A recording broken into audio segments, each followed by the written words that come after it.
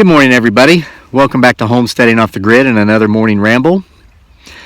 Guys, I'm going to ask you to make 1 hour for yourself once a week. That's it. 1 hour once a week.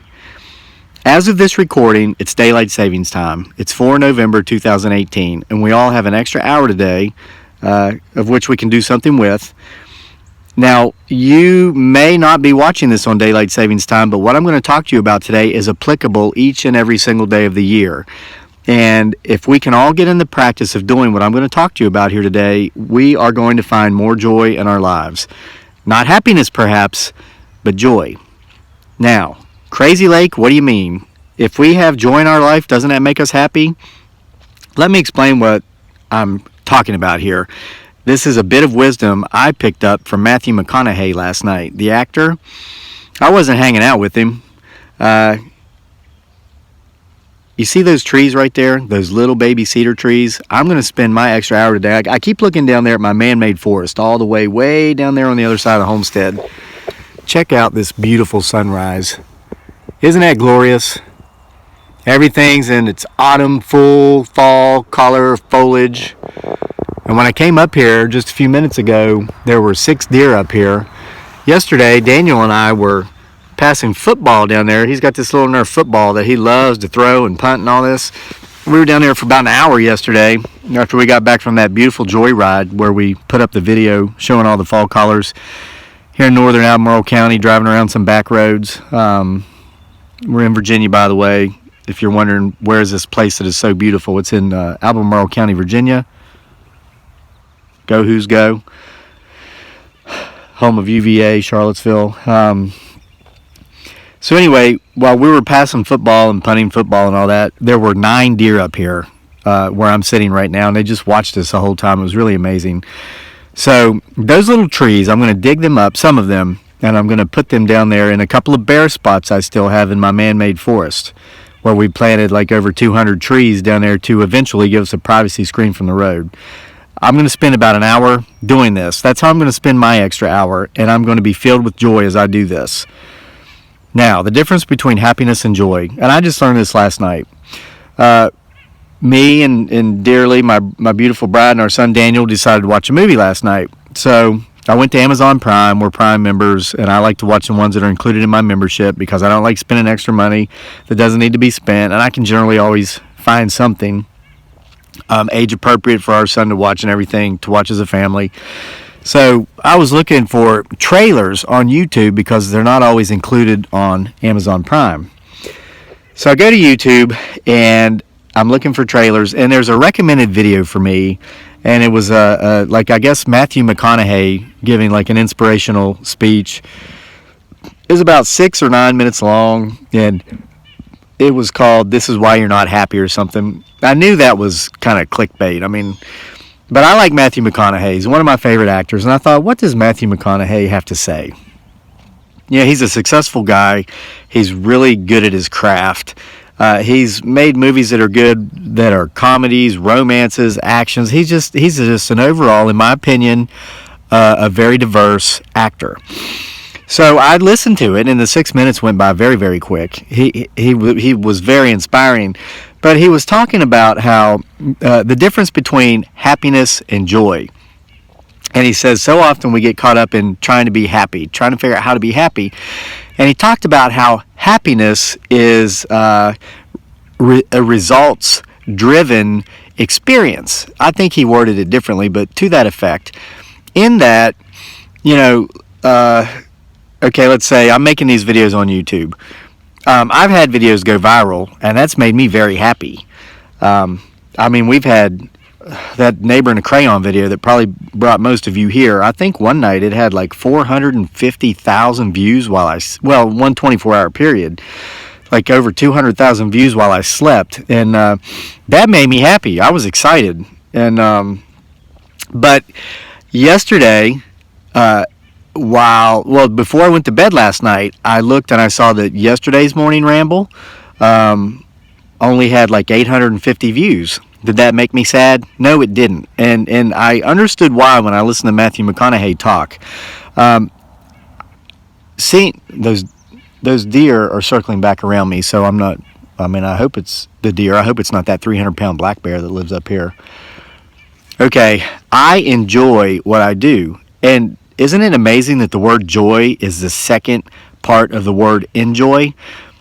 If you enjoy what you do, you will be filled with joy.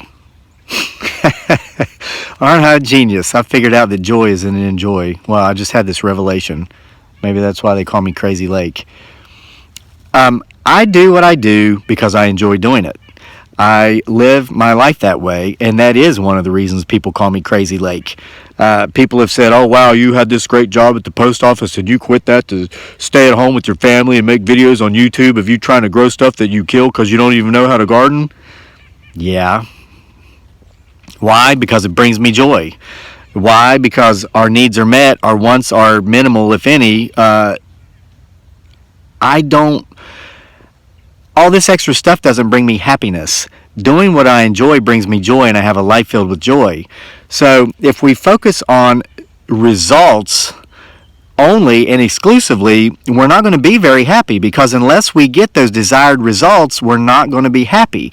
So if I were to expect, or if I anticipated, or if I wanted each and every single video I made of me sitting up here in my field looking at this glorious, beautiful piece of creation that I get to view every day, if I expected every single one of these to get 100,000 views a day, or I'm just not happy, well, I wouldn't be happy, because most of them don't. Almost none of them do. But I enjoy doing this. It's not just sharing my experiences, collecting and gathering my own thoughts and realizing that the word joy is an enjoy, and wow, how amazing is that? Gosh, I'm getting distracted by looking at the cows across the road and the way the sun's glistening off of the melting frost from last night because the temperatures got down so low. I enjoy this. I don't care if this gets 850 views today or 850,000 views today. So that made a lot of sense to me when Matthew McConaughey was talking about how being happy is basically results driven. If we can step back from that and step away from that and simply do the things that we enjoy doing, we can more regularly and pretty much constantly have a life filled with joy. Now, how do we do that? He went on to talk about how we first start through the process of elimination. We stop doing some things that we really don't enjoy, that maybe we're telling ourselves we do, that we know our heart, our gut, our soul, our spirit longs to be free of.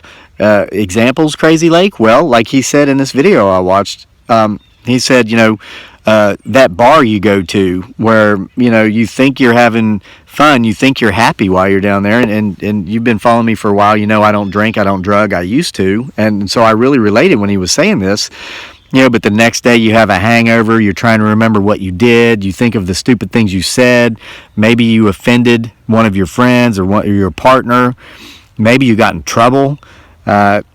He talked about, maybe is it that comfort food, maybe that stuff you're not supposed to be eating that makes you feel lethargic afterward.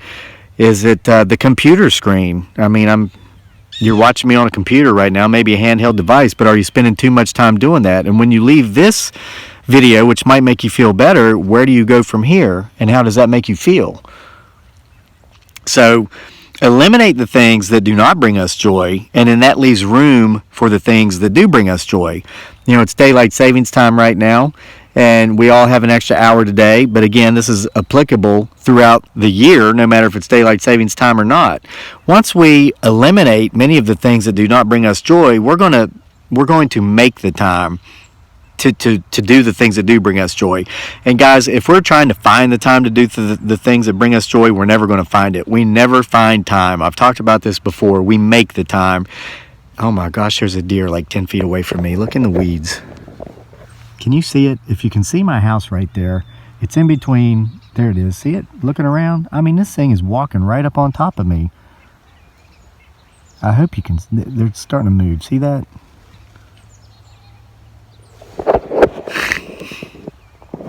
There she goes. Look at her. Well, I thought she was going to run away, but she just stopped. She's going to come up here and sit in my lap. I won't know if this is picking her up until I upload this video or not, but she's right there in the middle of the trail now. I don't know how the depth perception on this phone works, but she's probably 20 yards at most away from me.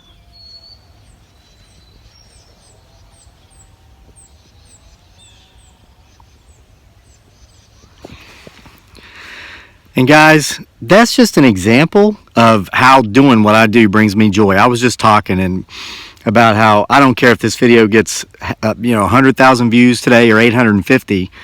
To sit here and just have deer almost come up and sit in my lap while I'm sitting here in my field talking to myself brings me joy. That's why I do it. I do it because there's a lot of you folks who like to watch these videos and listen to what I say. That brings me joy too. I almost said it makes me happy, but I'm trying to train myself in my mind to realize the difference between happiness and joy. And by the way, I accidentally hit the wrong button with my finger. That's why it looks like I just started over again. So anyway, I forget what I was talking about before that deer came up. Yeah, I guess, okay, stop doing the things that don't bring us joy to make the time to do the things that do bring us joy. So I've got this extra hour today, and I've been going around looking at these trees throughout the year. And this is the time of year, fall. You know, a lot of people think of fall as, oh, it's the precursor to winter. This is the time of year that everything dies off. I guess I've kind of always looked at things differently. You know, there was an analogy back when I used to be a financial planner for 8 years. Didn't really like the work I did, but I enjoyed the people I worked with, mostly retirees, older folks. And man, I listened to them just talk and talk and talk, and I learned so much from them. And that was 20 years ago, so that was the World War II generation. Most of them are gone now. Those people were special. But there was an analogy they told us about when markets collapse, bear markets, and it was true. If you think about the tides in the ocean, think of low tide or like a tsunami. Okay, when a tsunami is getting ready to come in, the waters will pull back, and the waters will reveal parts of what's normally underwater that you never see in normal times. And this is when you see, if you're a seashell collector, this is when you see the most beautiful shells because they're now exposed. They weren't grabbed by other shell collectors. They're there, and they're there for a limited amount of time because a massive tsunami wave will soon be coming. If you're a shell collector and you like beautiful things, if you like value, that's the time to grab them. And that analogy, of course, is, when the market crashes, stock prices are low, that's an excellent time to buy the good, excellent stocks that go down in price that really shouldn't have. They just went down because the markets went down. Well, that's kind of how I view fall in regard to the evergreens, such as the eastern red cedars. Throughout late spring, summer, early fall, you can't see most of these because they are covered with the limbs and the leaves of the other trees, like the oaks, the cherry, the poplar, all these things. The forest comes in over top of these things, and a lot of times in the spring, you don't even see they're there because they're this tall. But when fall comes, the leaves fall, the rest of the forest pulls back, you can see these beautiful eastern red cedars that either started coming up this year or maybe they started coming up last year and I just didn't notice them. But they're now about 2 feet tall and they're beautiful. They've got perfect symmetry. They look like perfect little Christmas trees. I see them and I know that if they're given space, if they're given room to grow, if they're given enough time in the sunlight, that in time they will be the most beautiful eastern red cedar trees in northern Albemarle County, Virginia. I also know that if I keep them where they are, in time, the forest will grow back over top of them. The forest will continue to consume them as it grows into my meadow here that I'm allowing to reforest, and they'll be gone. The beauty will be lost. They won't get enough sunlight. They won't get enough moisture. They won't get enough of the water because the other trees, the other things will be taking it from them. I'm making the space. I'm making the available sunlight, and I'm making the time for all these things, for these beautiful little eastern red cedars, by going around in the fall when the waters, the massive waves are drawn back, the tsunami of next spring is coming. I'm grabbing these gems while they're here to be seen and they're here to be had, and I'm putting them where they can grow, where they will get the light, where they will get the moisture. And in 20 years from now, if I'm still among the living, I will be looking at the most perfectly symmetrical eastern red cedars in northern Albemarle County, Virginia. It's not going to happen if I just leave them there. It's not going to happen if I just continue to roll forward with the status quo. It will only happen if I make the time for myself to do this, because this is something that brings me joy, and the benefit is going to be beautiful eastern red cedar trees, and it's going to be, guys, 1 hour. You are worth 1 hour a week. I have date night every night with my family. Okay, 5 days a week. Our son is in school. Dearly and I are alone. We do so much stuff together.